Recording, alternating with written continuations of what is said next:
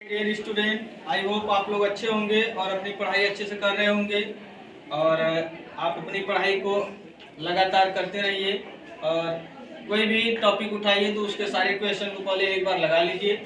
लगाने के बाद उसमें जितने फार्मूले हैं उसको रिवाइज कर लीजिए।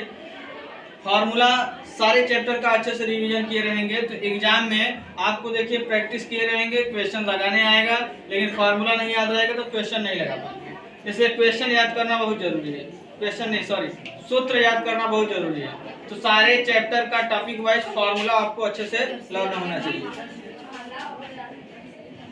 तो चलिए अब हम आपको इस वीडियो में स्टार्ट करते हैं क्लास 10th का सब्जेक्ट मैथ एक्सरसाइज 8.3 का क्वेश्चन नंबर 5। इस क्वेश्चन में हमें संख्या दिया हुआ है, उसे सॉल्व करना है, प्रूफ करना है। यानी कि एक हमें ये संख्या दिया cosec theta minus cot square, cot theta का होल स्क्वायर, इसके इक्वल टू ये वैल्यू हमें सॉल्व करनी है, यानी इसके इक्वल टू ये हमें लाना है।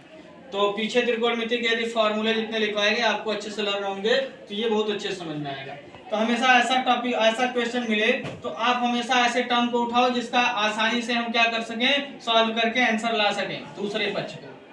तो हम इसको ले लेंगे तो इसको आसानी से, इससे भी ला सकते हैं लेकिन इसको लेंगे तो ज्यादा आसानी से आ जाएगा। तो हम राइट हैंड साइड ले लेते हैं। तो राइट हैंड साइड लेने पर, तो राइट हैंड साइड लेंगे तो ये है हमारा right hand side 1 minus cos theta upon के 1 प्लस कॉस थीटा। और हमें मालूम होना चाहिए जब भी कोई दो टर्म रहे तो उस कंडीशन में हम इसका परमेयीकरण कर लेते हैं। और परमेयीकरण कैसे किया जाता है, नीचे यदि माइनस है तो प्लस लगाकर, प्लस है तो माइनस लगाकर। तो हर को देखते हुए उसके कॉन्जुगेट को लेकर मल्टीप्लाई किया जाता है। तो यहाँ प्लस है तो माइनस लगाकर ऊपर नीचे अंश और हर दोनों मल्टीप्लाई कर लेंगे और यही मल्टीप्लाई करना हमारा कहलाता है परमेयीकरण। तो इसका परमेयीकरण कर दे रहे हैं। तो परमेयीकरण इसका करते हैं तो यहाँ देखा जाए ऊपर वाला सेम हो गया, तो किसी वैल्यू में उसी वैल्यू से यदि मल्टीप्लाई करते तो उसका होल स्क्वायर होता है। और नीचे देखा जाए तो ये a प्लस बी, ये a minus b, a plus b और a माइनस बी का फॉर्मूला होता है। जैसा कि यदि a माइनस बी में हम a माइनस बी से मल्टीप्लाई करें तो ये a माइनस बी का होल स्क्वायर हो जाता है। और यदि यही a माइनस बी या a प्लस बी और a माइनस बी है तो ये होता है a square minus b square का फार्मूला। तो इसे हम लिख सकते हैं 1 का स्क्वायर माइनस बी स्क्वायर यानी कॉस स्क्वायर थीटा। तो यहाँ से देखा जाए तो ये हो गया 1 माइनस कॉस थीटा बटे, ये फॉर्मूला आप लोगों को बताया गया है, पहले लिख लेते हैं 1 का square 1 minus cos square theta. तो यहाँ हो जाएगा 1 माइनस कॉस थीटा का होल स्क्वायर। देखिए इसका फॉर्मूला लिखवाया गया है, इसमें आपको पीछे फॉर्मूला हम लिखवाए कि cos square theta plus sine square theta equal to 1 होता है। तो यहाँ से हमारा हो जाएगा क्या, साइन स्क्वायर थीटा।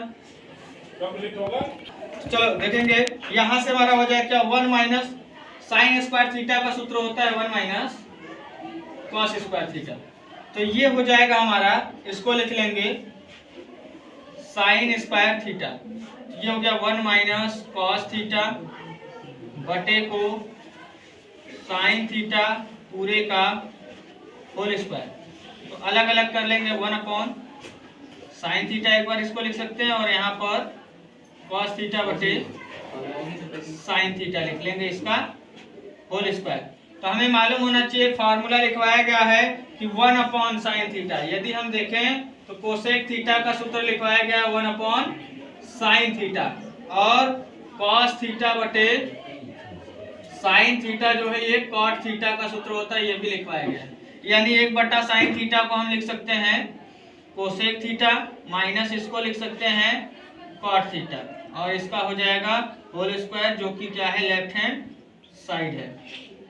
अतः यहाँ से हम कह लेंगे कि left hand side equal to हमारा आ गया राइट हैंड साइड। यही हमें सॉल्व करना था।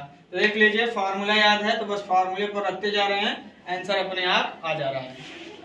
तो हम उम्मीद कर रहे हैं कि ये क्वेश्चन आपको बहुत बेहतर तरीके से समझ में आया होगा।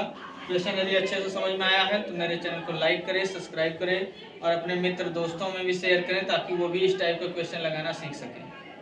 तो चलिए अब हम आप लोगों से नेक्स्ट वीडियो में मिलेंगे नेक्स्ट क्वेश्चन के साथ। धन्यवाद, जय हिंद, जय भारत।